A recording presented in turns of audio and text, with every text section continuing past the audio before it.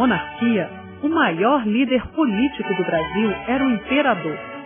Dom Pedro I foi a figura mais importante desse momento da nossa história, já que liderou todo o processo da nossa independência e garantiu a unidade do território brasileiro. Dom Pedro nasceu em Lisboa, em 12 de outubro de 1798.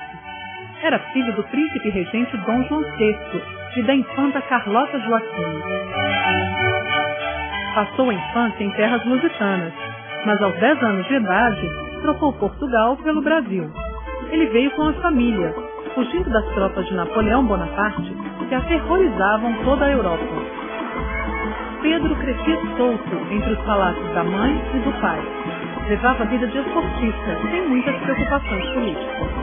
Ele era uma pessoa que tinha uma intuição muito boa para as coisas que estavam acontecendo, era extremamente inteligente, tinha uma excelente conversa, pelo que as pessoas diziam, um pouco irreverente, um pouco mal educado, muito dado à coisa da piada, da anedota, da coisa a vida de botequim. Tem essa coisa extremamente despojada, que a gente pode chamar assim um pouco o espírito carioca. Com a morte de Dona Maria I, Dom João assumiu a coroa portuguesa em 1818. Consequentemente, Pedro recebeu o título de Príncipe Real. Naquele mesmo ano, casou-se com Carolina Josefa Leopoldina, arquiduquesa da Áustria. O pensamento iluminista ameaçava a continuidade da monarquia. Por isso, em 1822, Dom João VI decidiu retornar a Lisboa e conduzir o processo de elaboração da primeira Constituição portuguesa. Com o regresso da família real a Lisboa, Pedro foi nomeado príncipe regente. A mudança significou transtornos para os brasileiros, pois vários privilégios foram anulados. Pelas novas regras do jogo, o Brasil perderia o status de Reino Unido e teria de se submeter novamente ao governo da metrópole. As cortes portuguesas exigiam ainda o retorno imediato do príncipe a Lisboa. Mas a elite brasileira o apoiava para que permanecesse aqui. Em 9 de janeiro de 1822, o príncipe anunciou: como é para o bem de todos e felicidade geral da nação, estou pronto. Diga ao povo que fique.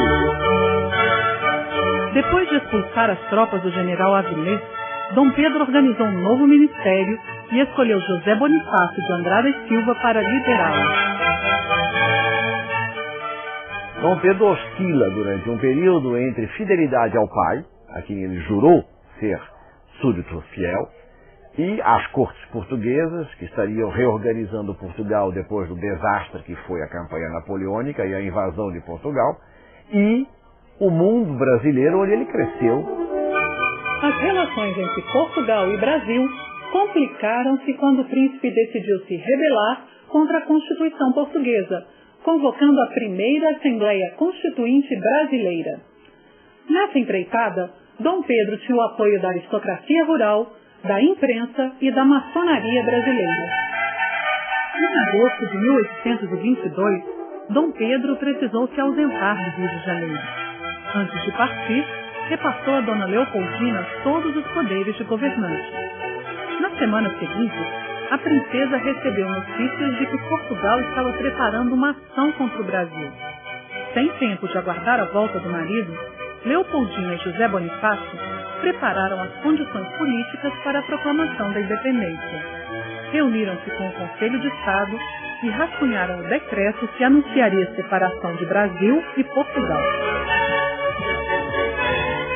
Ainda na volta de São Paulo, Pedro foi surpreendido pela correspondência de José Bonifácio. Chegavam também notícias do pai, que o rebaixara de príncipe regente a mero delegado de Portugal. Descontente com a decisão, percebeu que aquele era o momento de selar definitivamente a autonomia brasileira. Então, em 7 de setembro de 1822, às margens do rio Ipiranga, proclamou a independência do Brasil. Independência ou morte. Enquanto aguardava o retorno de Dom Pedro ao Rio, Dona Leopoldina idealizou a bandeira do Brasil. A música do hino da independência foi composta pelo próprio monarca. O povo aclamava e se envolvia em batalhas para garantir a expulsão dos colonizadores. Ainda em 1822, Dom Pedro foi proclamado, sagrado e coroado, imperador e defensor perpétuo do Brasil. Dom Pedro contava com a Constituição para garantir a unidade do território brasileiro.